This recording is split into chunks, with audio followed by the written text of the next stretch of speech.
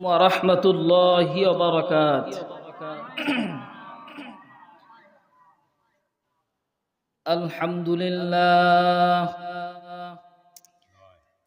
الحمد لله نحمده ونستعينه ونستغفره ونؤمن به ونتوكل عليه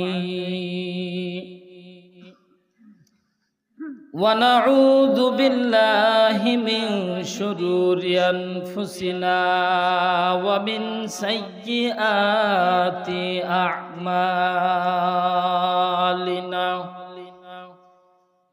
من يهده الله فلا مضل له ومن يضلله فلا هادي له ونشهد أن لا إله إلا الله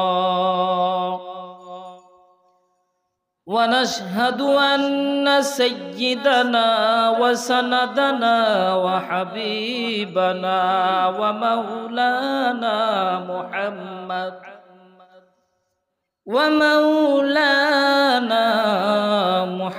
محمدا عبده ورسوله أما بعد فأعوذ بالله من الشيطان الرجيم بسم الله الرحمن الرحيم وما أرسلناك إلا رحمة للعالمين وقال النبي صلى الله عليه وسلم لا طاعة لمخلوق في معصية الخالق أو كما قال النبي عليه الصلاة والسلام निकलेगी ज़माना खैर अहले बिदाअत इस्लाम में नई नई बातें करे ईजाद दुनिया में हो दुनिया का तलबगार नहीं हो बाजार से गुजर हो खरीदार नहीं हो আজ থেকে বহু বছর আগে এই দুনিয়ার বুকে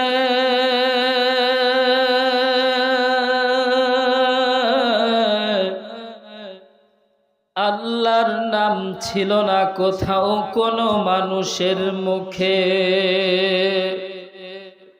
মন্দিরে শুধু বাজিত ঘন্টা ছিল না আযান ধ্বনি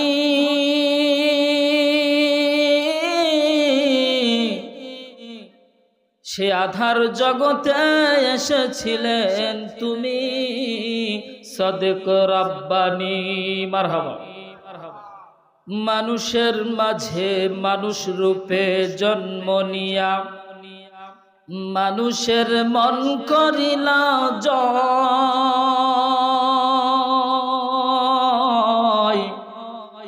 ভালোবাসা দিয়া হাদিস দিয়া কোরআন দিয়া অন্তর দিয়া মন্ত্র দিয়া নয় কালেমা লা ইলাহা ইল্লাল্লাহ লা ইলাহা ইল্লাল্লাহ লা ইলাহা ইল্লাল্লাহ লা ইলাহা ইল্লাল্লাহ লা ইলাহা ইল্লাল্লাহ লা ইলাহা ইল্লাল্লাহ লা ইলাহা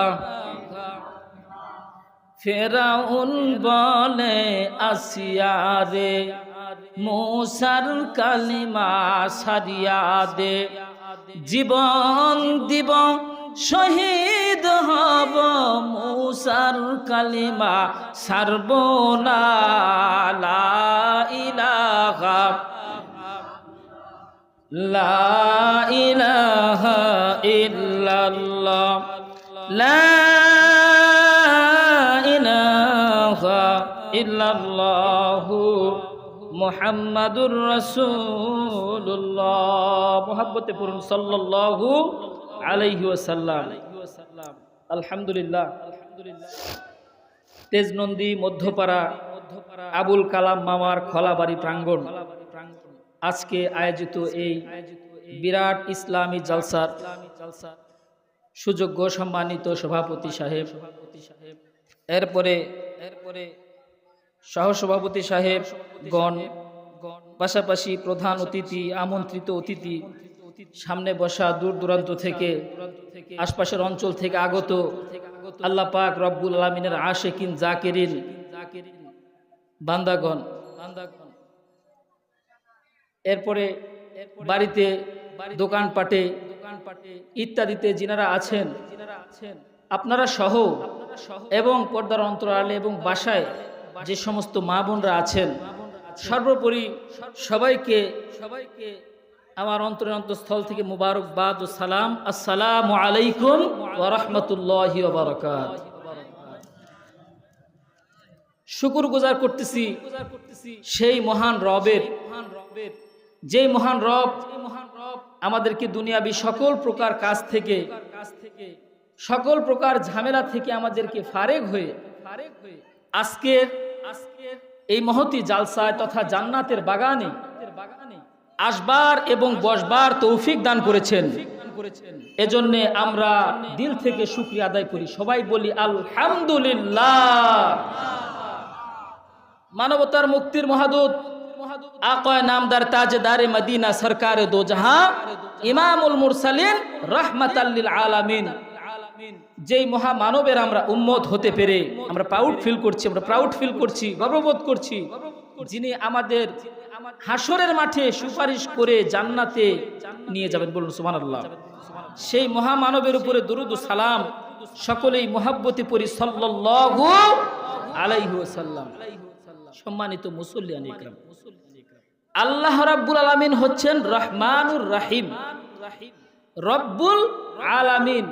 সূরা ফাতিহার মধ্যে আমরা বলি আলহামদুলিল্লাহি রব্বিল আলামিন, অর্থাৎ কুল কায়নাতের ভিতরে যত মখলুক আছে, যত প্রাণী আছে, সবার যিনি রব, রব মানে যিনি প্রতিপালক, রব মানে কি?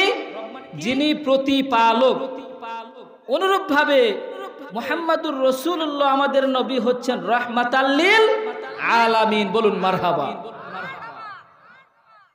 আল্লাহ রাব্বুল আলামিন প্রত্যেকটি নবীগণের উপরে, এমনকি পুরা পৃথিবীবাসীর উপরে আমাদের নবী জনাবে মুহাম্মাদুর রাসূলুল্লাহ সাল্লাল্লাহু আলাইহি ওয়াসাল্লামকে শ্রেষ্ঠত্ব দান করেছেন। এবং সূরা আম্বিয়ার ভিতরে নবীর শানে আল্লাহ পাক আয়াত নাজিল করে দিলেন, ওয়ামা আরসালনাকা ইল্লা রাহমাতাল লিল আলামিন।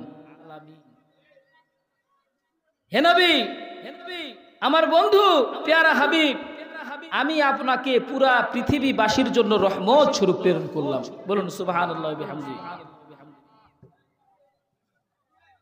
আল্লাহ রাব্বুল আলামিন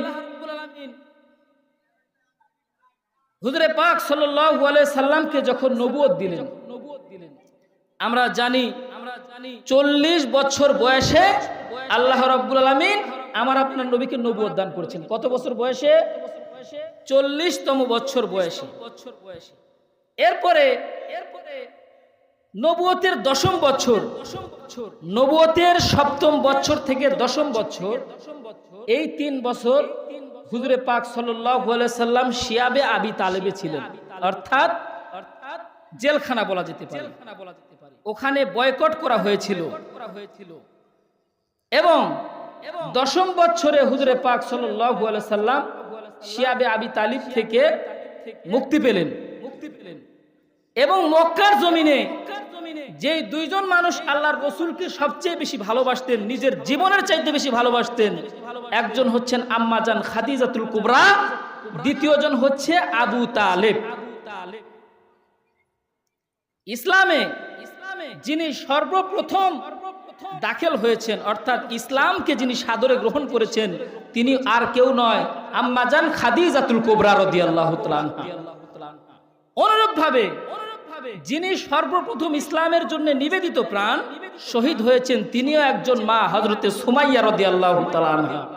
তাহলে মা বোনদের অগ্রাধিকার আছে না নাই? তো 10ম বছরে ওই বছর যখন খাদিজাতুল কুবরা রাদিয়াল্লাহু তাআলা আনহা ইন্তেকাল করলেন, অনুরূপভাবে হুজুরে পাক সাল্লাল্লাহু আলাইহি সাল্লামের চাচা আলী ইবনে আবু তালেব, আলী রাদিয়াল্লাহু তাআলার বাবা আবু তালেব, তিনি কিন্তু কালেমা পড়েন নাই, কিন্তু নিজের জীবনের চাইতে নবীকে ভালোবাসতেন।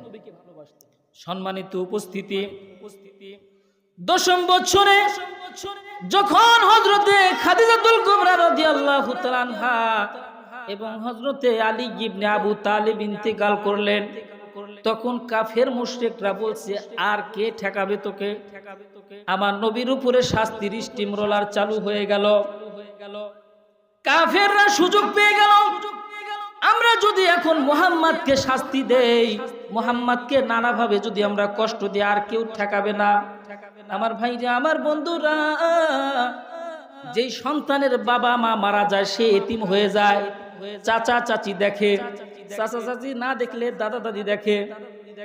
এক এক করে যখন আল্লাহর নবী জনাবে মুহাম্মদুর রাসূলুল্লাহ সাল্লাল্লাহু আলাইহি সাল্লাম সমস্ত রিলেটিভ যখন দুনিয়া থেকে চলে যাচ্ছিলেন, এবার নবী আমার দু চোখের পানি ছেড়ে ছেড়ে মক্কাবাসীর জন্য দোয়া করেন, ডেকে বলেন, ওগো আসমানের মালিক, আর তো সহ্য করা যায় না। আমি যখন কালেমার দাওয়াত নিয়ে বের হই, আমি কালেমার কথাগুলি শোনাই, কালেমা তো তারা পড়েই না, বরং উল্টা আমার উপরে শাস্তির স্টিম রোলার চালায়। এমনকি আমার আপনার নবী যখন নামাজের মধ্যে দাঁড়িয়ে যায়, যখন নবী আমার সিজদায় যায়, তখন আবু জেহেল এবং মক্কার বড় বড় কাফেররা নবীর মাথার উপরে উটের নাড়ি ভুঁড়ি চাপায় দিত। সর্বোপরি নবী আমার খানায় কাবার সামনে দাঁড়াইয়া দুই হাত তুলে আল্লাহর কাছে দোয়া করলেন, আল্লাহুম্মা আইজ্জিল ইসলাম বিআহাদির রাজুলাইন ইম্মা উমর ইবনুল খাত্তাব ইম্মা ইবনে হিশাম। অর্থাৎ নবী আমার খানায় কাবাকে সামনে নিয়ে দোয়া করলেন, হয়তোবা ওমর ইবনুল খাত্তাব, খাত্তাবের ছেলে ওমরের মাধ্যমে, অথবা হিশাম ইবনে আবু জাহেল, যে আবু জাহেলের নাম আমরা শুনি, প্রখ্যাত বিশ্ববিখ্যাত গুন্ডা মাস্তান, তার বাবার নাম ছিল হিশাম। কি ছিল? সম্মানিত উপস্থিতি, আল্লাহর কোন বান্দা যদি সহিহ নিয়তে যদি হালাল পয়সা দিয়ে হজ করতে গিয়ে যদি খানায় কাবার সামনে দুহাত তুলে মোনাজাত করে, ওই কাবার দিকে তাকিয়ে তার চোখ থেকে পানি বের হতে দেরি, কিন্তু তার দোয়া কবুল হতে দেরি হয় না। যেখানে সাধারণ মানুষের, আমাদের মতো সাধারণ মানুষেরই দোয়া কবুল হয়ে যায়, সেখানে যখন আল্লাহর নবী দোয়া করেছেন, তাহলে আর দোয়া কি কবুল না হয়ে পারে? আমার ভাইরা, আমার বন্ধুরা, এবার আল্লাহ রাব্বুল আলামিন ডাক দিয়ে বললেন, ইয়া রাসূলুল্লাহ, ইয়া হাবিবাল্লাহ, আপনার জন্য বড় পুরস্কার আছে। এমন একজন মানুষ ইসলামের মধ্যে দাখিল হবে যার নাম শুনলে যেই রাস্তা দিয়ে যায় 40 দিন পর্যন্ত শয়তান দৌড়ায় না। আমরা তো এক বাক্যের নাম জানি, তার নাম ওমর ইবনুল খাত্তাব রাদিয়াল্লাহু তাআলা আনহু, যিনি ছিলেন খলিফাতুল মুসলিমিন। একদিকে ছিলেন মসজিদে নববীর ইমাম, অপরদিকে ছিলেন খলিফাতুল মুসলিমিন, অর্ধ পৃথিবীর শাসক। বলুন সুবহানাল্লাহ। শুধু একটা দেশের প্রেসিডেন্ট না, অর্ধ জাহানের প্রেসিডেন্ট, অর্ধ জাহান যিনি পরিচালনা করেছেন, শাসন করেছেন, তিনার নাম খলিফাতুল মুসলিমিন হযরতে ওমরে ফারুক রাদিয়াল্লাহু তাআলা আনহু। সম্মানিত উপস্থিতি, এবার নবী আমার যখন দোয়া করলেন, আল্লাহ রাব্বুল আলামিন ওমরের শানে দোয়াকে কবুল আর মঞ্জুর করে নিলেন। এবার নাকি মক্কার কাফেররা আবু জেহেল ঘোষণা দিয়ে দিল, যদি তোমরা মুহাম্মাদের কল্যাণে আমার সামনে হাজির করতে পারো আমি তোমাদের 100 উট উপহার দিব। কেউ যদি এরকম সাহসী বীর থাকো কে পারবে বলো। এবার পিছন থেকে ওমর হাত তুলে বলছে যে আই এম রেডি, দেন তরবারি হাতে দেন, 1 ঘন্টার মধ্যে কাল্লা নিয়ে এসে আপনার কাছে এখানে উপস্থিত করব। কত বড় বাহাদুর ছিল হযরত ওমর রাদিয়াল্লাহু তাআলা। ঠিক আছে, হযরত ওমর রাদিয়াল্লাহু তাআলা কে তরবারি দিয়ে দেওয়া হলো। এবার হযরত ওমর রাদিয়াল্লাহু তাআলা তরবারি নিয়ে রওনা হয়েছে। ঘোড়ার পিঠের উপরে টকবক টকবক করে আর যায়। ওইদিকে দারে আরকামের ভিতরে নবী আমার বসে আছেন। নবীর কানে গিয়ে খবর দেওয়া হলো, ইয়া রাসূলুল্লাহ, ইয়া হাবিবাল্লাহ, ওমর আসতেছে আপনাকে কতল করার জন্য। নবী শুধু মুস্কি মুস্কি হাসে। ওমর নিচে পাল্লা, ওমর নিচে আমার নবীর সাথে পাল্লা, নিবে নাকি কাল্লা হেফাজত করবেন আমার আল্লাহ। চিল্লা বলুন মারহাবা। আমার ভাইরা, আমার বন্ধুরা, এবার নবীর একজন সাহাবী ডাক দিয়া বলে, তলোয়ার হাতে দুপুর রোদে ভাই ওমর তুমি যাও কোথায়? তলোয়ার হাতে দুপুর রোদে ভাই ওমর তুমি যাও কোথায়? নিজের ঘরের খবর আগে নাও। বলুন মারহাবা। এবার ওমর রাদিয়াল্লাহু তাআলা ঘোড়ার লাগাম টেনে ধরেছে। আরে বলে কি, আমি ওমর যেই রাস্তা দিয়ে যাই সামনে দাঁড়ানোর কারো সাহস নাই। আর পিছন থেকে ব্যাকগ্রাউন্ড সাউন্ড দেয়। ব্যাকগ্রাউন্ড সাউন্ড দেয় কি দেয় না? এই দেখবেন যে সালপাল হাইটে যায়, ভালো সালপাল, স্মার্ট সালপাল, ভদ্র সালপাল যায়, পিছে থেকে বাঁশি বাজায়। কি করে পিছে থেকে কি করে? ব্যাকগ্রাউন্ড সাউন্ড দেয় কি দেয় না? আর এই কাজটা সবচেয়ে বেশি হয় হচ্ছে মেলার মধ্যে। কোথায় হয়? এটি কথা আসলে এটা বাস্তব সত্য। দেখবেন সৌদি আরবে প্রবাসী যারা থাকে ওখানে কোনো মার্কেট বা কোনো দোকান করতে লাগে আগে চিন্তা করে যে কোথায় মসজিদ করব, কি করব, কোথায় মসজিদ করব, নামাজের জায়গা করব। আর আমাদের দেশে জালসা করতে লাগে আগে বাসে যে মেলা কোথায় বসাবো, আর মেলা ছাড়া জালসা অচল।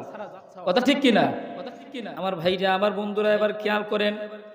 এবার হযরত ওমর ডাক দিয়ে বলে, কার তোমার সাহস? তুমি একটু ভেঙে বলো, আমি তো তোমার কথা বুঝি নাই। নবীর একজন সাহাবী, নাম তার নাঈম রাদিয়াল্লাহু তাআলা আনহু, ডাক দিয়ে বলে, ওমর ভাই কোথায় তুমি রওনা হয়েছো? ওমর ডাক দিয়ে বলে, আমি মুহাম্মাদের কাল্লা নেবার জন্য যাই। মুহাম্মাদের কাল্লা যদি নিয়ে আসতে পারি আমাকে 100 উট হাদিয়া দেওয়া হবে। এই যুগে মনে করেন 1 কোটি টাকা। কয় টাকা? 1 কোটি টাকা। এবার নাঈম সাহাবী ডাক দিয়ে বলে, ওমর তুমি মুহাম্মাদের কাল্লা কি জন্য নিতে যাও? তার অপরাধ কি, দোষ কি? কথা ঠিক কি না? এবার ওমর রাদিয়াল্লাহু তাআলা আনহু ডাক দিয়ে বলে, তুমি কি জানো না এই মক্কার জমিনে সে নাকি নতুন একটা ধর্ম আবিষ্কার করছে। সে কালেমার দাওয়াত দেয়, কি জানি কোরআনের কথা বলে আসমান থেকে নাজিল হয়। আমরা মক্কার জমিনে এটা মেনে নিতে পারবো না। আমাদের বাপ দাদার ধর্ম যেটা পালন করে আসতেছি এইটার বিপরীতে যাওয়া যাবে না। যে কথা বলবে তার কল্লা জমিনে রাখবো না।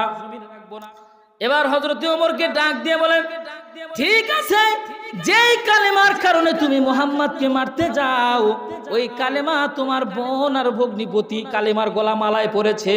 বলুন সুবহানাল্লাহ। এবার ওমর রাদিয়াল্লাহু তাআলা বলেন, তাহলে তো সামনে যাওয়া ঠিক হবে না, আগে বাড়ি কি করে আসি, বাড়ি সাইজ করে থুয়ে আসি। মুহাম্মদের পিটার আগে তো ওদেরকে সাইজ করা দরকার। এত বড় সাহস! আমি ওমর জীবিত থাকা অবস্থায় আমার অনুমতি ছাড়া আমার বোন ভগ্নিপতি, ভাই হলে একটা কথা, বোনের এত বড় সাহস!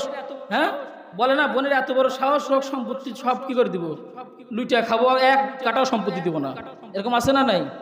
যাই হোক, হযরত ওমর রাদিয়াল্লাহু তাআলা পিছনের দিকে ঘুরলেন। পিছনের দিকে যখন আসে, এবার বাড়ির গেটের মধ্যে যখন ঢুকবেন, আগে তো এরকম মনে করেন যে ইটের বাড়ি, দালান বাড়ি, এরপরে ছাদের বাড়ি ছিল না, আগে ছিল খেজুরের পাতার বাড়ি। কি ছিল? বেশিরভাগ কি ছিল? খেজুরের পাতার বাড়ি। আগে টাইলস আবিষ্কার হয়েছে, রড সিমেন্ট ইটার ভাটা ছিল। সৌদি আরবে ইটার ভাটা আছে, তাহলে ইটার ভাটি কেমনে করে হবে? তখন ছিল খেজুর পাতার বাড়ি। কি ছিল? এবার যখন বাড়ির সামনে গিয়ে উপস্থিত হয়েছে।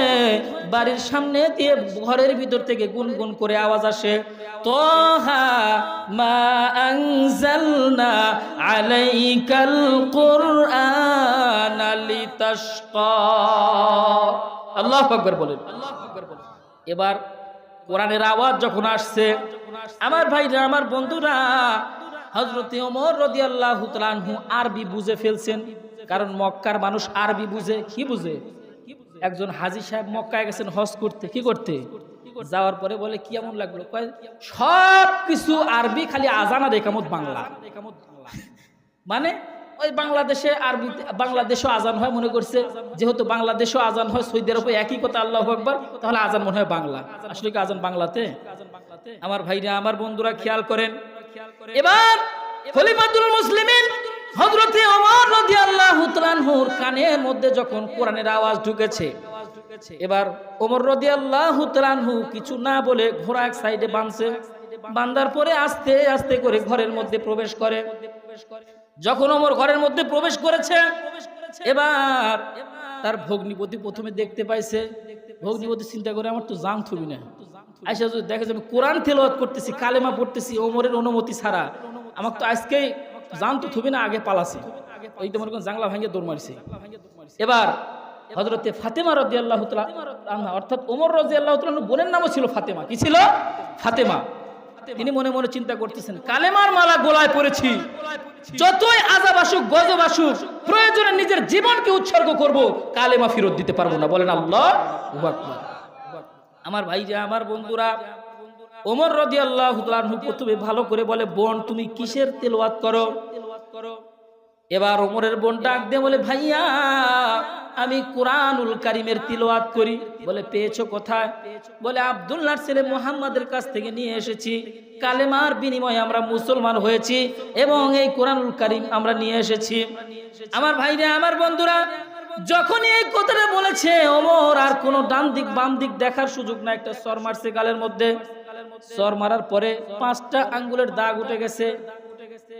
কারণ মেয়ে মানুষকে যদি চর মারা হয় তাহলে কি অবস্থা হতে পারে বলেন? আর এমন একজন ব্যক্তি মারছে যে মক্কার মধ্যে সবচেয়ে বড় বীর, যার নাম শুনলে কাফের বেঈমানরা থরথর করে কাঁপে, খলিফাতুল মুসলিমিন ওমর ফারুক রাদিয়াল্লাহু তাআলা আনহু। এবার হযরত ওমর রাদিয়াল্লাহু তাআলা আনহু চাবুক নিয়ে বোনের উপরে আঘাত শুরু করে দেয়। বোন শুধু 2 চোখের পানি ছিঁড়ে ছিঁড়ে কাঁদে আর বলে, ভাই রে, তুমি হলে খাত্তাবের বেটা আর আমি হচ্ছি খাত্তাবের বিটি। চুরি করি নাই, ডাকাতি করি নাই, কোন অপরাধে আমাকে তুমি মারো? আমাকে এরকম ভাবে তুমি শাস্তি দাও? ওমর ডেকে বলে, যে কালেমা তুই পড়েছিস, যতক্ষণ পর্যন্ত কালেমা ত্যাগ না করবি, আমি তোকে আমার বোন বলে স্বীকার করব না, এইভাবে তোর উপরে আমি শাস্তি প্রয়োগ করব। এবার ওমর রাদিয়াল্লাহু তাআলা আনহুর বোন বলেন, ভাই রে, প্রয়োজনে আমার জীবন দিতে প্রস্তুত আছি, আমি কালেমা ছাড়তে প্রস্তুত নাই। বলেন আল্লাহু আকবার। আমার ভাইরা, আমার বন্ধুরা, এই কালেমার এত পাওয়ার, আল্লাহু আকবারের তাকবীরের এত পাওয়ার।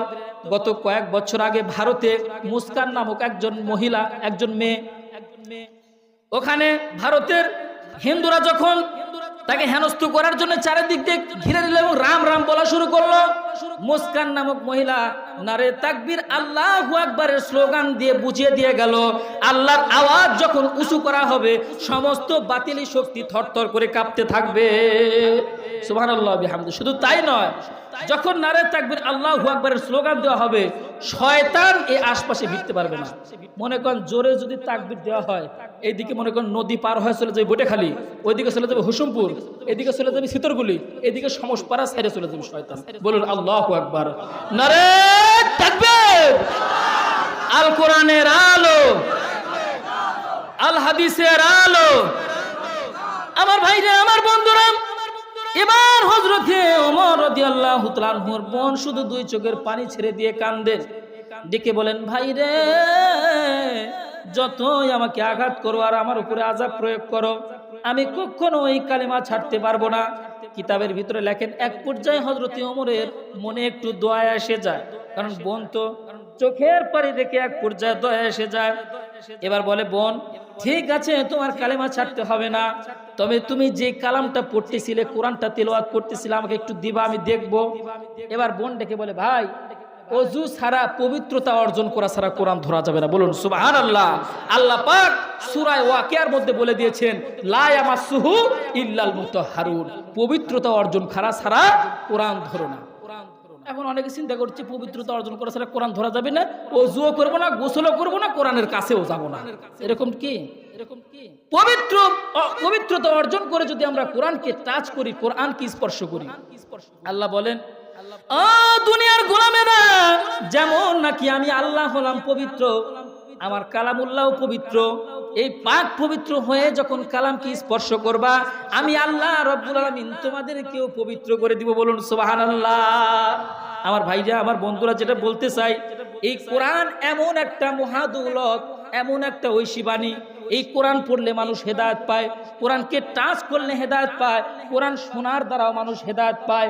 এজন্যে যত বেশি তাফসীরুল কোরআন মাহফিল হবে তত বেশি আমাদের ইমানের জোর বাড়বে, মুসলমানরা হেদায়েতের আলো পায়। বলুন কথা ঠিক কিনা? আমার ভাইরা, আমার বন্ধুরা, যখন নবী আমার দুনিয়া ছেড়ে চলে যান, বাবা মারা গেলে সন্তানের জন্য সম্পদ রেখে যায়, সন্তানের জন্য টাকা পয়সা ব্যাংক ব্যালেন্স জমি জমা রেখে যায়। নবী আমার ডেকে বললেন আমার মৃত্যুর পরে আমার উম্মতরা ইতিম হয়ে যাবে, রাস্তা খুঁজে পাবে না। দুইটি জিনিস আমি রেখে গেলাম, এটাকে যদি তোমরা আঁকড়িয়ে ধরতে পারো, কি করতে পারো, যদি তোমরা মজবুতির সাথে ধরতে পারো, কখনো তোমরা পথভ্রষ্ট হবে না।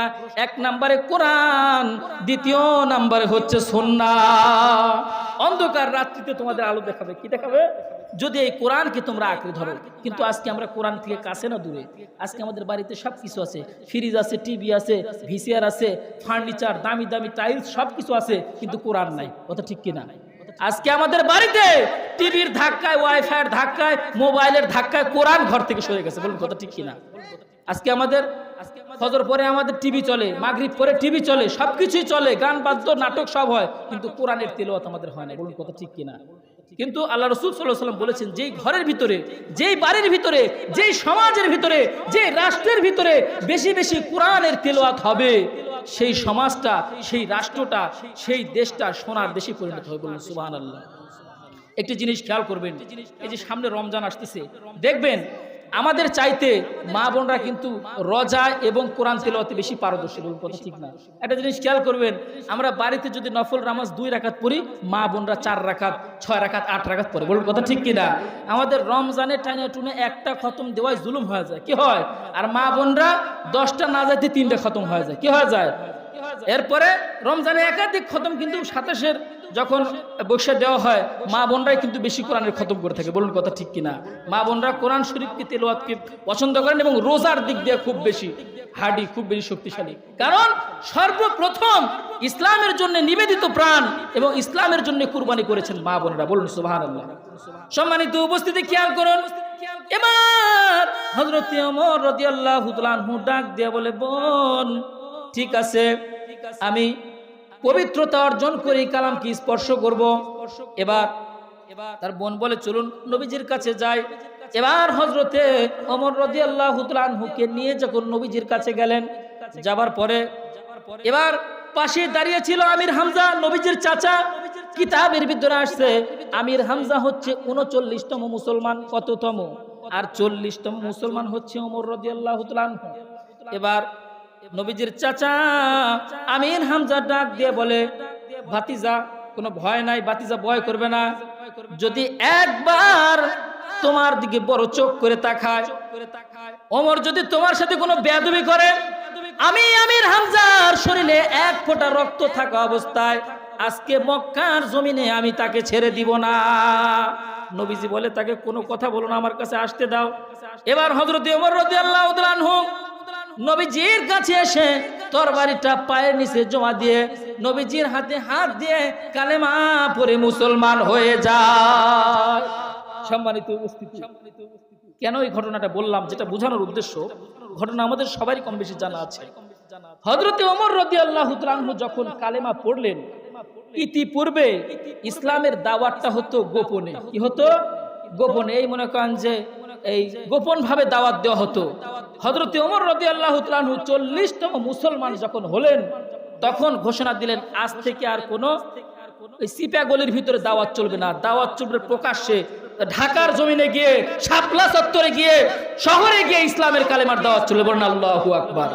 এজন্য ওমর রাদিয়াল্লাহু তাআলা আনহু আল্লাহ পাক তাকে এমন শক্তি দিয়েছিলেন, ইসলাম গ্রহণের পূর্বেও পুরা সমাজের তিনি নেতৃত্ব দিতেন। কি করতেন ওমর রাদিয়াল্লাহু তাআলা আনহু? এজন্য আল্লাহ রাসূল দোয়া করেছেন, ওমর যদি একবার ইসলামের মধ্যে এসে যায়, ইসলামের বিজয় প্রকাশ্যে হয়ে যাবে। শুধু তাই নয়, দেখুন ইসলামের শুরুর যুগের কথাগুলি যদি আমরা খেয়াল করি, আমরা অনেকে আজকে মনে করি ইসলাম মানে হুজুর মানে জঙ্গিবাদী, হুজুর মানে জিহাদি, হুজুর মানে তুফানি, হুজুর মানে মিলানি, এগুলো আমরা মনে করি কি করি না। কিন্তু ইসলাম এমন সুন্দর একটা ধর্ম, এমন সুন্দর আইডল আর আইকন নবী আমাদের। আজকে আমরা ওয়েস্টার্ন কালচারকে ফলো করি, পশ্চিমা বিশ্বকে আমরা ফলো করি কি করি না। কিন্তু যিনি সভ্যতার প্রতীক হুজুরে পাক সাল্লাল্লাহু আলাইহি সাল্লাম আমাদেরকে সভ্যতা শিখিয়ে গিয়েছেন। কি গিয়েছেন? অনুরূপ ভাবে গোলামদের মধ্যে হতে হযরতে যায়েদ ইবনে হারেসা রাদিয়াল্লাহু তাআলা আনহা কালেমা পড়ে মুসলমান হলেন। কি হলেন? যায়েদ ইবনে হারেসা রাদিয়াল্লাহু তাআলা আনহা কিতাবের ভিতরে আসছে, উনি একজন সম্ভ্রান্ত পরিবারের ছেলে ছিলেন, গোলামের ভিতরে এবং সবচেয়ে ছোট ছিলেন। হযরতে যায়েদ রাদিয়াল্লাহু তাআলা আনহুকে কিডন্যাপ করা হলো। কিডন্যাপ করার পরে আইয়ামে জাহেলিয়াতের যুগে একটা মেলা বসতো। কি বসতো? মেলা বসতো। বর্তমান আমাদের বিভিন্ন প্রান্তে যেমন মেলা বসে, এরকম ভাবে আইয়ামে জাহেলিয়াতের মধ্যে একটা মেলা বসতো। আর ওই মেলার ভিতরে এখন বাজারে যেমন গরু ছাগল বিক্রি হয়, তখন মেলার মধ্যে গোলামবাদী বিক্রি হতো। কি হতো? এবার হযরতে যায়েদ রাদিয়াল্লাহু তাআলা আনহুকে কিডন্যাপ করার পরে এবার হযরতে যায়েদ রাদিয়াল্লাহু তাআলা আনহুকে উকাজের মেলার মধ্যে বিক্রি করে দেওয়া হয়। এবং ওই মেলায় গিয়েছিলেন হযরতে খাদিজাতুল কুবরা রাদিয়াল্লাহু তাআলা আনহুর ভাই, চাচাতো ভাই ওয়ারাকা বিন নাওয়াফিল। ওয়ারাকা বিন নাওয়াফিল ওই মেলার মধ্যে গিয়ে 4 জন গোলাম খরিদ করে। কয়জন? 4 জন গোলামকে খরিদ করেন। 4 জন গোলামকে খরিদ করার পর হযরতে খাদিজাতুল কুবরা রাদিয়াল্লাহু তাআলা আনহুর কাছে এসে উপস্থিত হবার পরে বলেন যে, খাদিজা বোন রে, আমি উকাজের মেলায় গিয়ে 4 জন গোলাম খরিদ করেছি, এর মধ্যে থেকে 4টা গোলামের ভিতরে একটা গোলাম আমি তোমাকে দিতে চাই, যেই গোলামটা পছন্দ হয় ওই গোলামটা তুমি নিয়ে নাও। খাদিজাতুল কুবরা রাদিয়াল্লাহু তাআলা আনহুর উদ্দেশ্য একটাই ছিল, আমি যেই গোলামকে নিব ওই গোলামকে নিয়ে আমার নবীর দরবারে হাজির করব। বলুন সুবহানাল্লাহ। এবং তাকে কালেমার বিনিময়ে মুসলমান বানাবো। সবচেয়ে ছোট গোলাম ছিল যায়েদ বিন হারেসা রাদিয়াল্লাহু তাআলা আনহু। যায়েদ বিন হারেসা রাদিয়াল্লাহু তাআলা আনহুকে নিলেন এবং নিয়ে আল্লাহ রাসূল সাল্লাল্লাহু আলাইহি সাল্লামের দরবারে হাজির হলেন। এবার নবী আমার যায়েদ বিন হারেসাকে পাওয়ার পরে জিজ্ঞাসা করলো, বাবা তোমার বাড়ি কোথায়? ছোট বাচ্চা বলতে পারে না। এবার নবী আমার ডাক দিয়ে বলল, আজকে থেকে আমি হলাম তোমার পিতা আর খাদিজা হচ্ছে তোমার মা। এইরকম ভাবে যায়েদ বিন হারেসা রাদিয়াল্লাহু তাআলা আনহু নবীর দরবারে থাকতেছেন। এবার বহুদিন পরে যায়েদ বিন হারেসা রাদিয়াল্লাহু তাআলা আনহুর মা বাবা 2 চোখের পানি ভিজিয়ে দেয়, ছেলের কথা মনে হয়েছে। এই যে কিছুদিন পূর্বে আমাদের শ্রীধরগুন্নইতে একটা ছেলে, আমরা সবাই জানি একটা মর্মান্তিক একটা ঘটনা, কি একটা আশ্চর্যজনক ঘটনা ঘটছে। আমরা যার হারায় যার কষ্ট তার পাহাড় সমান, কিন্তু এরকম একটা চিত্র ইতিপূর্বে কিন্তু আমরা শুনেও নাই। সোশ্যাল মিডিয়াতে খুব কম শোনা যায় যে একটা মাত্র 7-8 বছরের ছেলেকে কিডন্যাপ করার পরে আবার নদীতে পুঁতে রাখছে। একটা আশ্চর্যজনক ঘটনা শুনছেন না? তো যেটা বুঝাইতে চাই, সন্তান যদি হারিয়ে যায়, ছেলে অথবা প্রাপ্ত বয়স্ক হোক ছোট হোক, বাবা মাই বুঝে যে সন্তান হারানোর ব্যথাটা কত। বলুন কথা ঠিক কিনা? একটা নবজাতক শিশু মাত্র জন্মগ্রহণ করেছে, একবার মাকে মা বলে ডাকেও নাই, বাবাকে বাবা বলে ডাকেও নাই, ওই ছেলেটাও মারা গেলে বাবা মাই বুঝে কতটা কষ্ট তাদের বুকের মাঝে। বলুন কথা ঠিক কিনা? কারণ আল্লাহ রাব্বুল আমিন এই পৃথিবীতে মানুষ সৃষ্টি করার পরে সবচেয়ে বেশি দয়া আর মায়া দিয়েছেন মা বাবার ভিতরে। বলুন সুবহানাল্লাহ। চাই সেটা মানুষ হোক বা অন্য কোনো প্রাণী, গরু বলেন, ছাগল বলেন ইত্যাদি, সবার কিন্তু মায়ের প্রতি টান, আর মায়ের কিন্তু সন্তানের প্রতি একটা টান আছে না নাই? আমার ভাইরা, আমার বন্ধুরা, একজন কবি বলেন, মাঝে কত ভালোবাসে বুঝবি রে তোর মা মরার শেষে। মনে বলে বিদাস সেরা মায়ের কাছে যাই, আমার মায়ের চাইতে আপন এই দুনিয়ায় কেহ নাই। আমার ভাই যে আমার বন্ধুরা, নবী আমার দু চোখের পানি ছেড়ে কাঁদেন। এবার হযরতে খাদিজাতুল কুবরা রাদিয়াল্লাহু তাআলা আনহু ডাক দিয়ে বললেন, ইয়া রাসূলুল্লাহ, ইয়া হাবিবাল্লাহ, কাঁদেন কেন? বাবার কথা মনে হয়েছে না মার কথা মনে হয়েছে? নবী আমার ডাক দিয়ে বললেন, খাদিজা রে, আমি তো দুনিয়াতে আসছি এতিম অবস্থায়। আমি দুনিয়াতে এতিম অবস্থায় এই জন্য এসেছি, দুনিয়াতে যত ভবিষ্যতে আমার এতিম উম্মত হবে তারা যেন এই কথা না বলতে পারে নবী আমার জন্য কি করেছেন। আমি সমস্ত এতিম নবীর এতিম উম্মতের সান্ত্বনা স্বরূপ আমি রহমতের নবী, বলুন সুবহানাল্লাহ। আমার ভাইরা আমার বন্ধুরা, যেই কথা বলতেছিলাম, এবার হযরতে যায়েদ রাদিয়াল্লাহু তাআলা আনহুর মা ইয়ামান শহরে বাড়ি। ইয়ামান থেকে যখন মক্কা মদিনায় কাফেলা আসে, ডাক দিয়ে বলে, ওগো আমার প্রতিবেশী লোকেরা, যদি তোমরা মক্কার জমিনে যাও আর গিয়ে যদি আমার ছেলের সন্তান যদি পাও, একটা বানের জন্য বলবা আজকে কত বছর হয়ে যায় ওই সন্তানের মুখ আমি দেখতে পাই না। এক আর দ্বিতীয় নম্বরে গোলামদের ভিতরে ইসলাম ধর্ম গ্রহণ করেছিলেন হযরতে বেলাল রাদিয়াল্লাহু তাআলা আনহু। আমার ভাইরা আমার বন্ধুরা, এবার ইয়ামান থেকে কয়েক বছর পরে আবার উকাজের মেলার দিকে রওনা হয়েছে। এবার মেলার দিকে রওনা হবার পরে যখন নাকি মক্কা মদিনা অতিক্রম করবেন, এবার দেখেন নবীজির দরবারে হযরতে যায়েদ হাজির। এবার কাফেলার লোকজনেরা ডাক দেয়া বলে, যায়েদ তুমি কি আমারে চিনছো? বলে, হ্যাঁ চিনছি চাচা, আপনার বাড়ি তো ইয়ামান দেশে। এবার যায়েদ ডাক দেয়া বলে, চাচা আমার আব্বা কেমন আছে, আম্মা কেমন আছে? এবার কাফেলার লোকজনেরা ডাক দিয়ে বলে, যায়েদ তোমার জন্য কাঁদতে কাঁদতে তোমার মা পাগল হয়ে গেছে, তোমার বাবা পাগল হয়ে গেছে। পরবর্তীতে তারা বাবা মার কাছে খবর পৌঁছলে তারা এসে হাজির। এবার নবীজির সামনে এসে হাজির হয়েছে। এবার নবীকে ডাক দিয়ে বলেন, ইয়া রাসূলুল্লাহ, ইয়া হাবিবাল্লাহ, আমরা বহু দূর থেকে কষ্ট করে ইয়ামান শহর থেকে এসেছি, আমাদের ছেলে যায়েদ আপনার দরবারে রয়ে গেছে, আপনি কি আমার ছেলেদেরকে ফেরত দিয়ে দেন? নবী আমার ডাক দিয়ে বললেন, যায়েদ রে, ও যায়েদ চিনতে পারো নাকি? যায়েদ রাদিয়াল্লাহু তাআলা আনহু দুই চোখের পানি ছেড়ে দিয়েছেন। ডাক দিয়ে বলেন, ইয়া রাসূলুল্লাহ, ইয়া হাবিবাল্লাহ, ইনি হলেন আমার আব্বা আর ইনি হলেন আমার আম্মা। এবার নবী আমার ডাক দিয়ে বললেন, যায়েদ রে, যাও তোমার আব্বা আম্মার সাথে নিজের দেশে ফিরে যাও। এবার হযরত যায়েদ রাদিয়াল্লাহু তাআলা আনহু দুই চোখের পানি ছেড়ে দিয়ে কাঁদেন, বলেন, ইয়া রাসূলুল্লাহ, ইয়া হাবিবাল্লাহ, প্রয়োজনে আপনার দরবারে থেকে আমার জীবন দিয়ে দিব, তবু আমি আমার বাপ মায়ের সাথে ফিরে যাব না।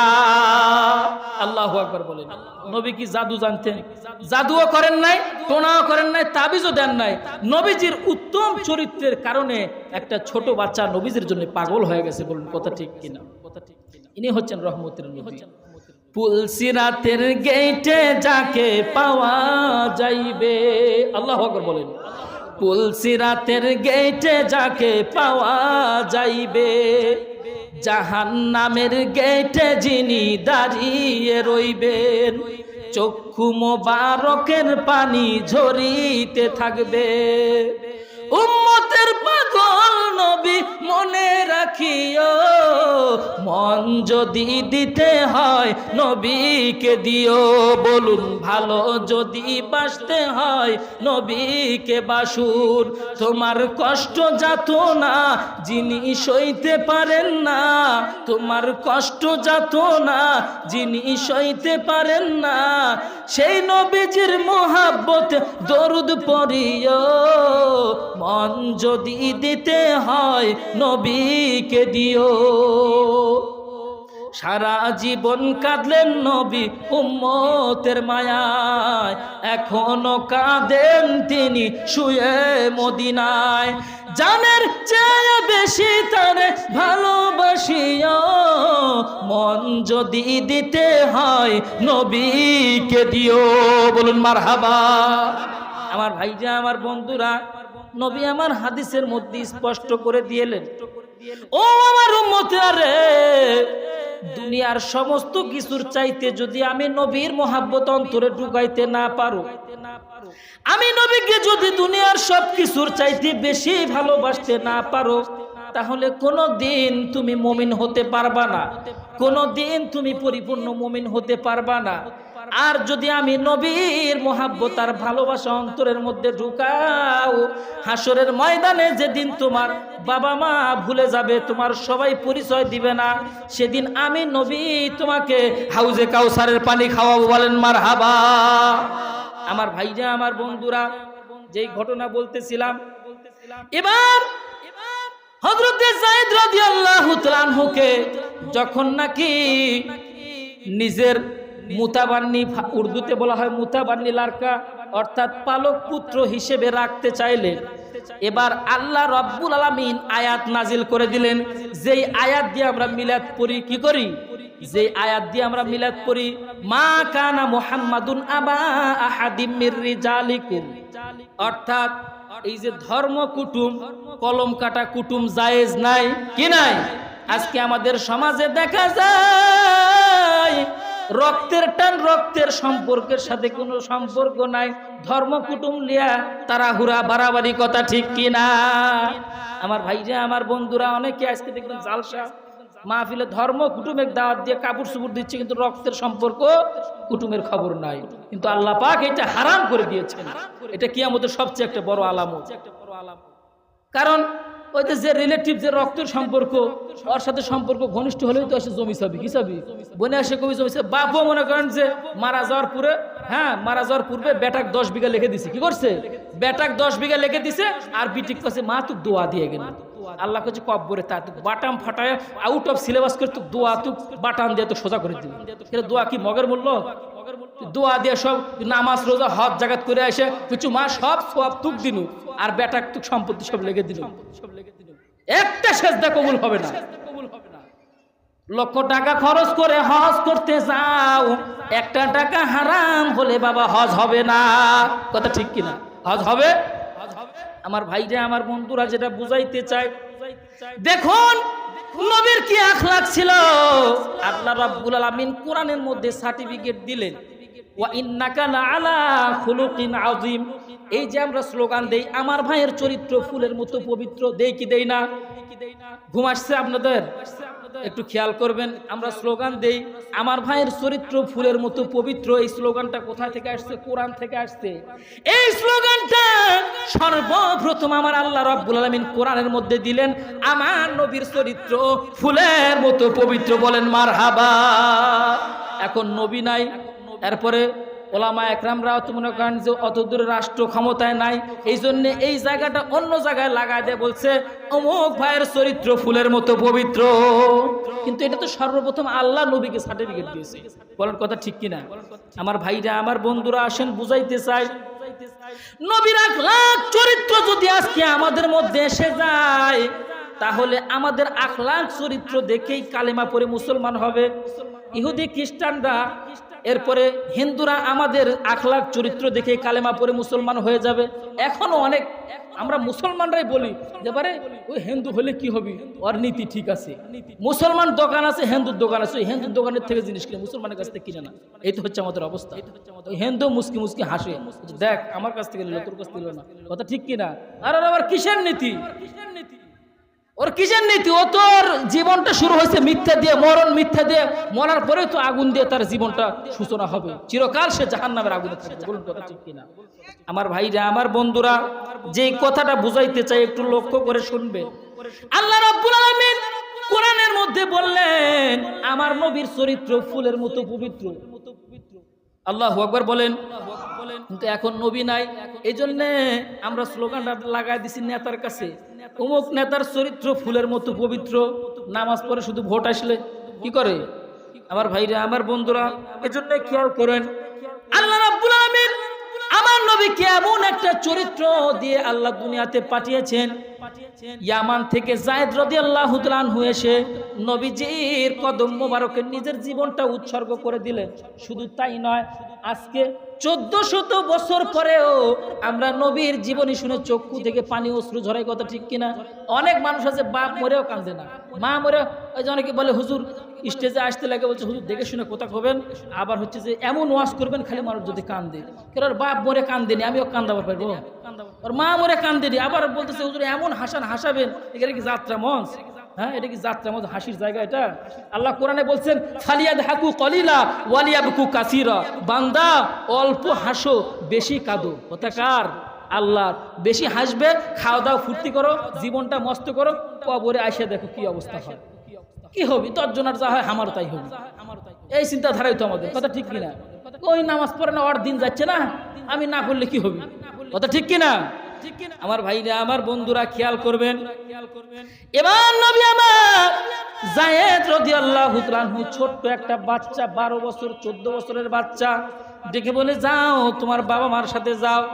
ডাক দিয়ে বলেন ইয়া রাসূলুল্লাহ, ইয়া হাবিবাল্লাহ, আপনার দরবারে থেকে আমার জীবনটা আমি এখানে আপনার কদমে সারা জীবন থাকতে চাই। বলেন আল্লাহু আকবার।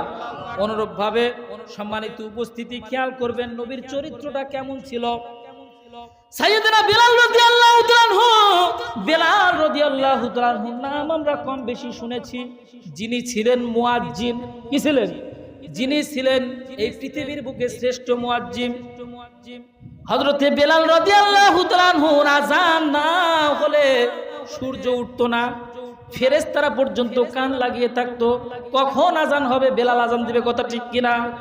এই যে কথা বুঝাইতে চাই আমার ভাইরা, আমরা বন্ধুরা, ঘটনা আমরা কিন্তু সবাই জানি, কিন্তু ফজিলতার বলে না। কি বলে না?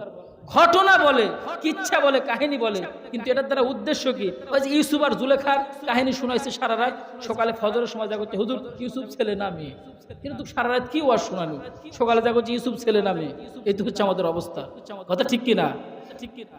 যে কথা বুঝাতে চাই, সাইয়েদনা বেলাল রাদিয়াল্লাহু তাআলা আনহু ছিলেন মুয়াজ্জিন, মসজিদে নববীর মুয়াজ্জিন। আল্লাহ রাসূল হাদিসের মধ্যে বলেছেন, কোন ব্যক্তি যদি 7 বছর, অন্য রেওয়ায়াতে আছে 12 বছর, এই যে মুসল্লিদের অত্যাচার সহ্য করে যদি আজান দেয়, দুনিয়াতে সবচেয়ে বড় কঠিন কাজ হচ্ছে আজান। কি কাজ? আজান, অর্থাৎ ইমামতি করা সবচেয়ে বড় কঠিন কাজ। কোন দিক দিয়ে কঠিন? কারণ এই কাজটা নবী করেছেন, নবী আনা কাজ কঠিন না। আমরা খালি নবীর সহজ কাজগুলা, ওই যে খাওয়ার পরে মিষ্টি খাওয়া সুন্নত, তারপরে নবী এটা করছে, এগুলো সুন্নত। কিন্তু যে নবী যে যুদ্ধের ময়দানে যে দান মোবারক শহীদ করছে, মাথার মধ্যে লোহা ঢুকছে, এই সুন্নতের কথা কেউ কয় না। কি কয় না? এই সুন্নতের কথা বলে কবি চাচা মেম্বার থেকে নামো। কথা ঠিক কিনা? আমার ভাইরা, আমার বন্ধুরা, খেয়াল করবে, হযরতে বেলাল রাদিয়াল্লাহু তাআলা আনহু মনে মনে চিন্তা করতেছে, কত মানুষ আমার নবীর দরবারে গিয়ে জীবন উৎসর্গ করে পাগল হয়, আমার তো দুনিয়াতে কোনো মূল্য নাই, একটা গরুর যা দাম আছে আমার সেই দাম নাই, গোয়াল ঘরে পড়ে থাকে। এবার দারে আরকামের ভিতরে হযরতে বেলাল রাদিয়াল্লাহু তাআলা আনহু জানালা দিয়ে একদিন উকি দিছে। কি দিছে? জানালা দিয়ে যে উকি দিছে, আর হযরতে আবু বকর সিদ্দিক দেখে চমকে গেছে, বলছি ইয়া রাসূলুল্লাহ, ইয়া হাবিবাল্লাহ, ভূত না হলে দানব আছে, যেরকম কান একটা বড় একটা ছোট, লাইট পেরে দেখা যাচ্ছে না, খালি দাঁত দেখা যাচ্ছে, আসলে হাসির কথা না, এরকম বিকৃতির। হ্যাঁ, তারপরেও আল্লাহ কোরআনে হাসির কিছু নাই। আল্লাহ কোরআনে সূরা 3 এর ভিতরে বলছেন, লাকাদ খালাকনাল ইনসানা ফি আহসানি তাকওয়িম, আমি মানুষকে সবচেয়ে সুন্দর অবয়বে সৃষ্টি করেছি। ইতিপূর্বে 4টি জিনিসের কসম খেয়েছেন, ওয়াতিন ওয়াজাইতুন ওয়া তুরি সিনিন ওয়া হাযাল বালাদিল আমিন। 4টা জিনিসের কসম খেয়ে বলেছেন, লাকাদ খালাকনাল ইনসানা ফি আহসানি তাকওয়িম, আমি মানুষকে সবচেয়ে সুন্দরভাবে সৃষ্টি করেছি। সুবহানাল্লাহ বলেন। কিভাবে, কেন সুন্দর করলাম? আল্লাহ রাব্বুল আলামিন এই আসমানকে সৃষ্টি করেছেন কুন ফায়াকুন বলে, জমিন সৃষ্টি করেছেন কুন ফায়াকুন বলে, এরপরে পৃথিবীতে যত যা কিছু সবকিছু ইশারা দিয়ে সৃষ্টি করেছেন, কিন্তু মানুষের চেহারাকে আল্লাহ রাব্বুল আলামিন নিজ হাতে বানিয়েছে। বলুন সুবহানাল্লাহ। সুতরাং আল্লাহ পাক এই চেহারাকে বানিয়েছে, আল্লাহর দেওয়া প্রেসক্রিপশন যদি আমরা ব্যবহার করি, তাহলে আর অত স্নো পাউডার, এরপরে আবার ফিল্টার করে, কি করে? ফিল্টার, তারপরে আবার মনে করেন যে এডিটিং করে, হ্যাঁ ওকে তোর চেহারা যেরকম এভাবে ফিল্টার করে টিকটকের ভিতরে আবার দেখায় যে পূর্বের ছবি আগের ছবি, জানি নাইস বলার কেউ নাই, বলেন নাউজুবিল্লাহ। আবার অনেকে বলেন যে ইমান থাকলে মাশাআল্লাহ বলে দেন, কে তোকে এই বুদ্ধি কে দিছে? ফেসবুকের সাথে তোর ইমানের কি সম্পর্ক রে? কয় না যে ফেসবুকে ইমানদারের অভাব নাই আর মসজিদে মুসল্লির খবর নাই, এই তো হচ্ছে আমাদের অবস্থা। বলেন কথা ঠিক কিনা? আজকে তো ফেসবুক, অনলাইন, ইউটিউব, এই যে মনে করেন যে এই যে জাল সাজে হচ্ছে, আমরা যে বসে আছি এখনো দেখেন ফ্রি ফায়ার খেলেছে ঘুরছে, কথা ঠিক কিনা? আওয়াজ দাও। এই video, mobile, Android phone, Free Fire আর পাবজি গেমের জন্য কত মানে সব শেষ, লেখাপড়া শেষ, মানে সংসারে অশান্তি, জীবন শেষ, জৈবন শেষ, সব কিছু শেষ। বলুন কথা ঠিক কিনা? ছোট বাচ্চাকে তুই ঘুমের থেকে উঠে ফজর নামাজ পড়তে যাবো, তুই কলেজে পড়িস, ক্লাস 9-এ পড়িস, তারপর ইন্টারে পড়িস, তুই এত কিসের ঘুম? ঘুমায় আজান দিলে ফোন টিপতে টিপতে মনে করেন যে একবার লাল বাতি চলে গেছে, চার্জে দিয়েও টিপে। বলেন কথা ঠিক কিনা? সারা রাত ফোন টিপে 12টা পর্যন্ত ঘুম পারে, 12টার সময় সাহেব ঘুমের থেকে উঠবে, কথা ঠিক কিনা? মোবাইল নিচে এখন এমবি কেনার টাকা নেই, যে মুরগি ডিম পারে মুরগি বেশি হলেও এমবি কেনা লাগবে, তাছাড়া ওর দিন যাবি না। ভাত না খায় থাকতে পারবি একদিন, কিন্তু এমবি ছাড়াও থাকতে পারবি না। আমাদের সমাজটা এমন হয়ে গেছে, বলেন কথা ঠিক কিনা? জিএফ আর বিএফ নিয়ে পাগল হয়ে গেছে। যুবক ভাইরা বুঝবেন, মুরব্বীরা আপনারা বুঝবেন না এগুলো কথা। আপডেট, এগুলো সবকিছু আপডেট। কি হচ্ছে? যুগ যত যাচ্ছে তত আপডেট হচ্ছে, বলেন কথা ঠিক কিনা? আমার ভাইরা, আমার বন্ধুরা, যেটা বুঝাইতে চাই, এবার সাইয়েদনা বিলাল রাদিয়াল্লাহু তাআলা আনহু দারে আরকামের ভিতরে গেলেন, জামার পরে ডাক দিয়ে বলেন, ইয়া রাসূলুল্লাহ, ইয়া হাবিবাল্লাহ, আমি আসছি আপনার দরবারে কালেমা পড়ার জন্য। এবার নবী আমার সব কিছু জানেন। ডেকে বললেন, বেলাল তুমি কোথায় থাকো? বেলাল রাদিয়াল্লাহু তাআলা ডাক দিয়ে বললেন, আমি হচ্ছি উমাইয়ার গোলাম, এই দুনিয়াতে আমার 10 পয়সারও দাম নাই, আমি গোয়াল ঘরে শুয়ে থাকি, আমি আপনার কালেমা পড়ে মুসলমান হতে চাই। এবার নবী আমার বেলালকে কালেমার মালা গলায় পরায় দিলেন, আল্লাহু আকবার।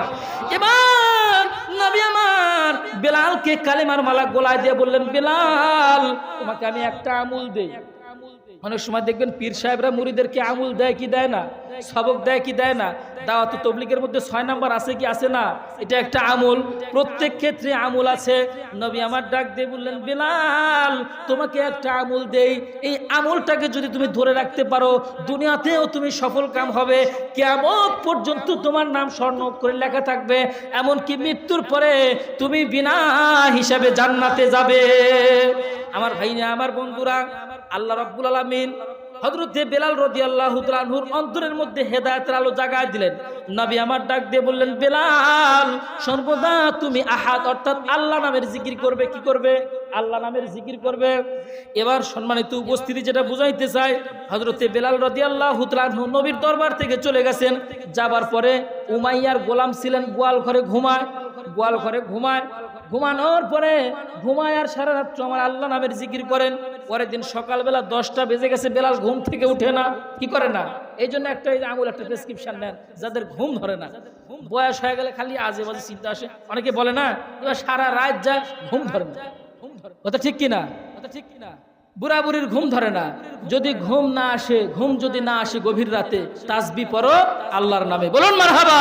এটা তসবিহ হাতে নেন, তসবিহ হাতে না, এখন রিমোট হাতে নেয়। কি করে? তসবিহ তো টিপ দেয়া কয় সুবহানাল্লাহ, রিমোটে তো টিপ দেয়া কয় সুবহানাল্লাহ। এখন ফেরেশতা করছে আল্লাহ কি কয়, কোনটা লিখবো? তসবিহ টিপ দেয়া করছে সুবহানাল্লাহ, রিমোটে টিপ দেয়া করছে সুবহানাল্লাহ, তাহলে আমরা কোনটা লিখবো? এবার ফেরেশতা আল্লাহ করছে যে কিছু লেখার দরকার নেই, জাহান্নামের খাতা তোর নাম লিখে দিই। কথা ঠিক কিনা? এই যে ঘুম ধরে না, আল্লাহ নবী আমুল দিয়ে দিলেন, কেউ যদি জিকির করে, কি করে? তাসবিহ পড়ে, তার চোখে রহমতের ঘুম এসে যাবে। বলুন সুবহানাল্লাহি ওয়া বিহামদি। আমার ভাইরা, আমার বন্ধুরা, এবার 10টার সময় যখন বেলাল ঘুম থেকে উঠছে, অন্যান্য গোলামরা যারা ছিল তারা এবার উমাইয়ার কাছে গিয়ে কথা লাগাচ্ছে, সাহেব হয়ে গেছে, 10টা পর্যন্ত ঘুম পারে। এরকম থাকে না? আমার এখন অফিস আদালতে কাজ করতেছি বা মানুষের বাড়িতে গেছি কাজ করতে, এখন আপনি সবাই চলে গেছে 7টার সময়, জমিতে চলে গেছে, কেউ যদি 10টার সময় যায় তাহলে আসরের সময় মালিকের কাছে তার না বিচার দিবি কি দিবি না? বলে কি সমান টাকা নিব, শ্রম আমরা বেশি দিব, খাটিচ্ছি, খাইটে মরে যাচ্ছি, আর তুই আসিস না, বিচার দিবি না?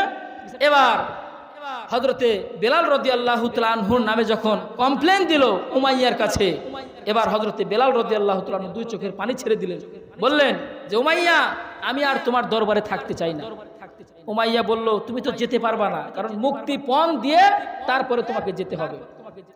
হযরতে বেলাল রাদিয়াল্লাহু তাআলা আনহু সর্বদা আমার আল্লাহ নামের জিকির করে।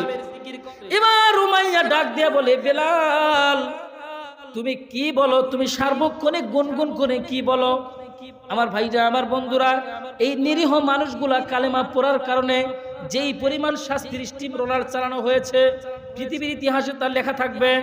আমার ভাইরা, আমার বন্ধুরা, হযরতে বেলাল রাদিয়াল্লাহু তাআলা আনহু দুই চোখের পানি ছেড়ে দিয়ে বলে, উমাইয়া আমি আমার আল্লাহ নামের জিকির করি, বলুন মারহাবা। উমাইয়া ডাক দিয়ে বলে, বেলাল আল্লাহ আবার কে? এবার হযরতে বেলাল ডাক দিয়ে বলে, উমাইয়া আল্লাহ হচ্ছেন তিনি তোমাকে এবং আমাকে সৃষ্টি করছেন যিনি, বলুন আল্লাহু আকবার। আমার ভাইরা, আমার বন্ধুরা, এবার উমাইয়া ডাক দিয়ে বলে, বেলাল তুই আমার বাড়িতে থেকে খেয়ে বড় হলি, আমার বাড়ির কামলা হয়ে এত বড় সাহস আমার মুখের উপরে কথা বলিস, আমার অনুমতি ছাড়া তুই কালেমা পড়ে মুসলমান হয়েছিস। বেলাল তোকে তো সহজে ছাড়া যায় না। এবার হযরতে বেলাল রাদিয়াল্লাহু তাআলা আনহুকে যেই পরিমাণ শাস্তি দেওয়া হয়েছে, পৃথিবীতে এত শাস্তি মনে হয় কাউকে দেওয়া হয় নাই কালেমার জন্য। হযরতে বেলাল রাদিয়াল্লাহু তাআলা আনহুর পায়ের সাথে দড়ি বেঁধে দিয়ে উটের পায়ের সাথে দড়িটা লাগিয়ে দেওয়া হলো। মরুভূমির মধ্যে উট দৌড়ায়, হযরতে বেলাল রাদিয়াল্লাহু তাআলা আনহু উত্তপ্ত বালুর মধ্যে শুধু সিসরাইতেছে। এক পর্যায়ে হযরতে বেলাল রাদিয়াল্লাহু তাআলা আনহুর বুকের উপরে পাথর চাপিয়ে দেওয়া হলো। শুধু তাই নয়, গরম লোহা বেলালের জিহ্বার মধ্যে ধরা হতো। হযরতে বেলাল শুধু চোখের পানি ছেড়ে কাঁদে আর বলে, মালিক আমাকে যতই কষ্ট দেওয়া হোক আমি তোমার নামের জিকির ভুলবো না। আল্লাহু আকবার বলেন। আমার ভাইরা, আবার বন্ধুরা, এক পর্যায়ে গভীর রাত্রে হযরতে বেলালকে বুকের উপরে পাথর চাপিয়ে দিয়ে উমাইয়া দলবল চলে গেল। এবার বেলাল দুই চোখের পানি ছেড়ে ছেড়ে কান্দে আর ডাক দিয়ে বলে, মাবুদ হযরত ইব্রাহিম খলিলুল্লাহ তোমার খলিল ছিল। ইব্রাহিম নবীকে যখন আগুনের মধ্যে নিক্ষেপ করা হলো, আগুনের মধ্যে নিক্ষেপ করার সাথে সাথে আগুনটারে তুমি এসি বানিয়ে দিয়েছো। ইউনুস নবী যখন মাছের পেটে যায়, মাছের পেটে তুমি তাকে হেফাজত করেছো। ইউসুফ নবী যখন বাজারে বিক্রি হয়, ইউসুফ নবীকে তুমি কূপের মধ্যে থেকে হেফাজত করেছো। ওই এক আল্লাহকে ডাকার জন্য আজকে আমাকে এই পরিমাণ শাস্তি দেওয়া হয় রে মাবুদ। তুমি কি পারো না আমার পাথরটাকে তুলার মতো নরম করে দিতে? এবার আল্লাহ রাব্বুল আলামিন ডাক দিয়ে বললেন, জিব্রাইল যাও যাও আমার বেলালের কাছে যাও। আমার বেলাল কালেমার জন্য দুনিয়ার সবকিছু ত্যাগ করেছে, বেলালের বুকের পাথরটা একটু জায়গায় রাখবা। আমার বেলালের বড় কষ্ট হয়, আমার বেলাল কালেমার জন্য সবকিছুকে ত্যাগ করেছে। যাও রে জিব্রাইল যাও, আমি বেলালের এত বড় মর্যাদা বাড়াই দিলাম যে এই বেলাল হবে আমার নবীর জান্নাতের সাথী। আমার ভাইরা, আমার বন্ধুরা, অনুরূপ ভাবে বেলাল রাদিয়াল্লাহু তাআলা আনহু গোলামদের মধ্যে সর্বপ্রথম এসে ইসলাম ধর্ম গ্রহণ করলেন যায়েদ বিন হারেসার পরে। এরপরে ওমর রাদিয়াল্লাহু তাআলা আনহু, যুবকদের মধ্যে হযরতে আবু বকর সিদ্দিক রাদিয়াল্লাহু তাআলা আনহু, অনুরূপ ভাবে ছোট বাচ্চাদের মধ্যে আলী রাদিয়াল্লাহু তাআলা আনহু। বলেন আল্লাহু আকবার। আমার ভাইরা, আমার বন্ধুরা, যখন নবীর উপরে এই আয়াতটা নাজিল হলো, ওয়া আনদির আশিরাতাকাল আকরাবিন, হে নবী আপনি আপনার সম্প্রদায়কে, গোষ্ঠীকে, মক্কাবাসীকে ভয় দেখান। কি করেন? কালেমার দাওয়াত দেন, জান্নাতের আশা দেন, জাহান্নামের ভয় দেখান। তখন নবী আমার একটা এরকম একটা, এই যে আজকে যেভাবে জালসা হচ্ছে, আমি কথা বলতেছি স্টেজে বসে, আপনারা সবাই শুনছেন, অনুরূপ ভাবে নবী আমার প্রত্যেক গোত্র থেকে মাইকিং করে ডাকলেন যে আসো, আজকে কথা আছে তোমাদের। এরপরে ডাকার পরে নবীজি ডাক দিয়ে বললেন, আজকে তোমাদের কেমন একটি কথা শোনাবো যেটা ইতিপূর্বে শুনো নাই। নবীজি ডেকে বললেন, আমি যদি বলি পাহাড়ের ওই পাশে একদল সেনা অর্থাৎ যোদ্ধা তোমাদের জন্য যুদ্ধ করার জন্য প্রস্তুত হয়ে আছে, তোমরা বিশ্বাস করবা? উপস্থিত লোকজন ডেকে বলল, ইয়া রাসূলুল্লাহ, ইয়া হাবিবাল্লাহ, কেউ যদি বিশ্বাস না করে আমরা বিশ্বাস করব, কারণ আপনার এক নাম হচ্ছে সাদিকুল আমিন। আমার নবীর নাম ছিল আল আমিন। কি ছিল? আমার নবী জীবনেও কোনোদিন মিথ্যা বলে নাই। সুবহানাল্লাহ বলেন। কিন্তু আমাদের জীবন তো মিথ্যা দিয়েই শুরু, কথা ঠিক কিনা? মিথ্যা দিয়েই আমাদের জীবন শুরু, জন্মের পরেই বাবেক মা কষি মা এক বাপ কষি, মিথ্যা দিয়ে জীবন শুরু, কথা ঠিক কিনা? কিন্তু নবীজির 63 বছর জিন্দেগিতে যতই কষ্ট, শুধু আমাদের নবী না, কোন নবী জীবনে মিথ্যা কথা বলেন নাই। আল্লাহ রাব্বুল আলামিন কোরআনের ভিতর নির্দেশ করেছেন, ইয়া আইয়ুহাল্লাযিনা আমানু কুলু কওলান সাদীদা, সর্বদা সত্য কথা বলবা। কি বলবা? এই যে এত ওয়াজ শুনি, একটা একটা করে যদি মানি তাহলে তো আল্লাহর ওলি হয়ে যাব, কথা ঠিক কিনা? এই যে মাইক আলাই যে অপারেটর ডেকোরেটর যারা আছে, এরা যতটি জালসা করে, এরা তো আল্লাহর ওলি হয়ে যাওয়ার কথা। দেখেন আর মাথার টুপি নেই, এই তো হচ্ছে অবস্থা। মানে ওয়াজ যত বাড়তেছে, মন খারাপ করলে নাকি সাউন্ড একটু বাড়াও। ওয়াজ এত হচ্ছে, তারপরে মনে করেন যে বাস্তবতার আলোকে কথা বলতেছি, মা বোনরা শুনতেছেন, আপনারা কেউ মন খারাপ করবেন না। রাস্তা দিয়ে মনে করেন চলে যাচ্ছি, রাস্তা দিয়ে মনে করেন চলে যাচ্ছে, কালাম মামার খোলা, এদিক পার হয় মনে করেন যে এই যে ওদিক দিয়ে মনে করেন যে সেলিম ভাইয়ের বাড়ির ওদিক দিয়ে যখন ঘুরবো, অর্থাৎ সভাপতি সাহেব মোবার বরাবর বাড়িতে যাবো, 4-5টা মনে করেন মহিলা বসে আছে। যখন ওরা কাছে যাব, তখন ওরা এরকম কাপড় দিয়ে কি করছে, মাথা ঢাকিচ্ছে।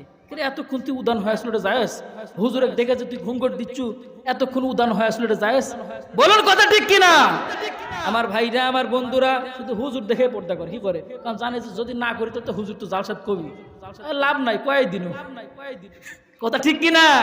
বলুন মারহাবা। আমার ভাইরা, আমার বন্ধুরা, কারণ মা বোনরা সর্বপ্রথম ইসলামের জন্য নিবেদিত প্রাণ।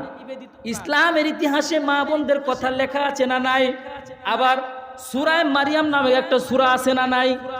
কত বড় মর্যাদাশীল মা বোনদেরকে দিয়েছেন। মা বোনরা একটু খেয়াল করবেন, কারণ আজকে মা বোনদের জন্য কথা বলা উচিত। আমি হচ্ছে তেজনন্দী মসজিদের ইমাম, প্রত্যেক জুমার দিন তো ওয়াজ আমার শুনেন, আপনারা শুনেন, তাহলে মা বোনরা তো শুনেন। আজকে ওনাদের সম্পর্কে ওয়াজ একটু করা দরকার, কি বলেন? ওনাদেরকে একটু প্যারাসিটামল, একটু আমল দেই, কথা ঠিক কিনা? আমার ভাইরা, আমার বন্ধুরা, হযরতে খাদিজাতুল কুবরা রাদিয়াল্লাহু তাআলা আনহা, হযরতে ফাতেমাতুজ জোহরা রাদিয়াল্লাহু তাআলা আনহা, অনুরূপভাবে যেই সমস্ত মা বোনরা জিনাদের কথা আল্লাহ পাক কোরআনে বলেছেন, আল্লাহ পাক জিনাদের সালাম দিয়েছেন। আমার ভাইরা, আমার বন্ধুরা, ইসলাম আসার পূর্বে অর্থাৎ আইয়ামে জাহেলিয়াতের যুগে মা বোনদের কোনো মর্যাদা ছিল না। কি ছিল না? মা বোনদের কোনো মর্যাদা ছিল না। তখন কন্যা সন্তান হইলে জীবিত পুঁতে ফেলা হতো। কি করা হতো? সুবহানাল্লাহ কবেন, নাউজুবিল্লাহ কবেন। কন্যা সন্তান হলে জীবিত পুঁতে ফেলা হতো। এখন একদল গ্রামে গঞ্জে নাই, শহরের একদল শিক্ষিত মহিলারা, গ্রাজুয়েট, তারা বলে আমরা সমান অধিকার চাই। কি চাই? আমরা সমান অধিকার চাই। টিউব সাইকেল ভিতরে থাকে আর হচ্ছে টায়ার থেকে উপরে। মা বোনরা করছে আমরা ভিতরে থাকছি, আমরা টায়ার হবো, তাহলে কি সাইকেল চলবে? চলবে না, সাইকেল পাঞ্চার হয়ে যাবে। বলেন কথা ঠিক কিনা? আমার ভাইরা, আমার বন্ধুরা, এই ইহুদি খ্রিস্টানের চালকিত পরে সোশ্যাল মিডিয়া এসে নাস্তিকদের আবির্ভাব ঘটে, মা বোনরা বলছে কথা তো ঠিকই, বারে আমরা এইভাবে সবসময় এই পর্দার ভিতর হয়ে থাকবো কে? হ্যাঁ, তাবু হয়ে থাকবো কে? কি বলে যে এরকম ট্রেন্ড, জীবন তো একটা ট্রেন্ড, অর্থাৎ তাবু হয়ে থাকবো কেন? আমরা রাজপথে বের হব, সমান অধিকার আমরা কায়েম করব। তো আসো, রাজপথে আসে।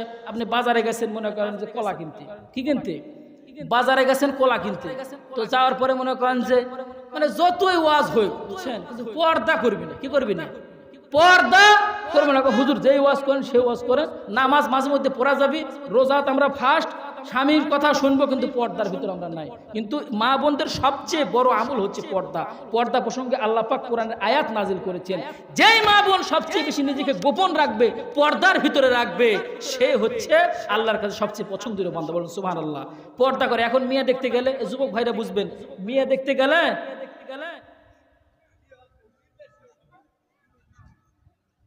সম্মানিত উপস্থিতি, মনে করেন যে মেয়ে দেখতে গেছেন বিয়ের জন্য, যা বলবে কেউ মেয়ে কি খাস পর্দা করে? বলছে প্রোফাইল পিকচার লক করা আছে, বুঝছেন? প্রোফাইল পিকচার লক করা আছে, খাস পর্দা করে। সুবহানাল্লাহ কয় না, নাউজুবিল্লাহ। যাই মুরব্বীরা বুঝবেন না, যুবকরা বুঝতেছে আর হাসতেছে, কথা ঠিক কিনা? এই হচ্ছে আমাদের অবস্থা। পর্দার কোনো বালাই নাই। আর পর্দা না করার কারণ সবচেয়ে বড় দায় হচ্ছে আমরা বাপ মা, কথা ঠিক কিনা? আমরা জীবনে আছে, ছেলে যদি শুক্রবার দিন যদি বাজারে না যায়, তাহলে তো মনে করেন যে, বা জমিত না যায়, আমরা শাসন করি, কথা ঠিক কিনা? একটা কাম করিস না, বুড়া হারাম আর বসে থেকে খাইস আর খালি গাজিচ্ছু, কথা কয় কি কয় না? বাজারে না গেলে কিন্তু নিজের যুবতী মেয়ে, যুবক ছেলে, কোনো দিন আমরা নামাজের কথা বলি না। বলি এই যে সামনে রোজা আসতেছে, হ্যাঁ, মনে করেন যে সামনে রোজা, কোনো মেয়ে ছাড়া যদি বিয়ে ঠিক হয় যে ঈদের পরে বিয়ে, ওকে 1 মাস রোজাই থাকবে দিবি, এবার রোজা থাকলে শরীর নষ্ট হয়ে যাবে, বিয়েই হবে না। কথা ঠিক কিনা? এই হচ্ছে আমাদের অবস্থা। আমাদের পিতামাতার কারণে আমরা অভিভাবক যারা আছি, কোরআনে আল্লাহ রাসূল সাল্লাল্লাহু আলাইহি ওয়াসাল্লাম বুখারী হাদিসের মধ্যে বললেন, আলা কুল্লুকুম রাঈন ওয়া কুল্লুকুম মাসউলুন আন রাইয়াতিহি, তোমরা প্রত্যেকেই অভিভাবক, আর প্রত্যেক অভিভাবককে তার অধীনস্থ লোক সম্পর্কে জিজ্ঞাসা করা হবে। তুমি বাড়ির মহাজন আইসা খালি টাকার হিসাব লাও, জমির হিসাব লাও, ধানের হিসাব লাও, হ্যাঁ, কিন্তু তোমার বেটা বেটি থাকে রাজশাহী ইউনিভার্সিটিতে, বেটা থাকে আরেক চুয়াডাঙ্গা, তুমি কোনোদিন হিসাব নিলে না, কি করলে না, টাকা চাই আর দিয়ে দাও। কি করো? টাকা চাই আর তুমি যে দিয়ে দিচ্ছ, এখন ওই টাকা কি, ওই যে ফোন করছে আব্বা সেমিস্টার, এখন তো আবার এমন একটা যুগ আছে মোবাইল ছাড়া লেখাপড়া হচ্ছে না। কি হচ্ছে না? মোবাইল ছাড়া অ্যাসাইনমেন্ট নাই, লেখাপড়া নাই। কিন্তু আগে জেনারা এই যে দেখেন এখানে শ্রদ্ধেয় স্যার এবং অনেক মুরব্বীরা আছেন, প্রবীণ মানুষরা, দেখবেন আগে কিন্তু লেখাপড়া করে খুব কষ্ট করে লেখাপড়া করতে হয়েছে, ঠিক কিনা? আগে মনে করেন যে ঠিকমতো খাতা কলম পাওয়া যায় না, আর এখন তো অর্ডার করার সাথে সাথে 1 ডজন ম্যাটেডো পিন পয়েন্ট হাজির। কথা ঠিক কিনা? কিন্তু আগে কিন্তু এত সুযোগ সুবিধা পাওয়া যায় না, এরপরেও সবাই মানুষ হয়েছে, পড়াশোনা ভালো করে করছে। আর এখন এত কিছু করার পরেও পাশ করতে পারে না, অটো পাস। কি পাস? এত কিছু করার পরে পাস নাই, চাকরি নাই, চাকরি না হলে বিয়েও নাই, অনেক দেবদাস হয়ে ঘুরিচ্ছে। কথা ঠিক কিনা? এই তো হয়ে গেছে আমাদের সমাজের অবস্থা। আমার ভাইরা, আমার বন্ধুরা, আজকে আমরা মনে করি জমি জমা, টাকা পয়সা, পুকুর পুষ্করণী ইত্যাদি সম্পদ। কথা ঠিক কিনা? কিন্তু নবীজি বললেন সবচেয়ে বড় সম্পদ হচ্ছে তোমার সন্তান। আল্লাহু আকবার বলেন। টাকা পয়সা, ব্যাংক ব্যালেন্স, জমি জমা না রেখে সন্তানকে সম্পদ বানায় যাও। কথা ঠিক কিনা? হাদিস আপনারা জানেন যে 3টে আমল কবরে শুয়ে শুয়ে তার সওয়াব পাবে, এর মধ্যে থেকে একটা হচ্ছে নেক সন্তান। কথা ঠিক কিনা? নেক সন্তান যদি আপনি রেখে যান, তাহলে সে কিন্তু লিল্লাহে তাকবীর, লিল্লাহে তাকবীর, লিল্লাহ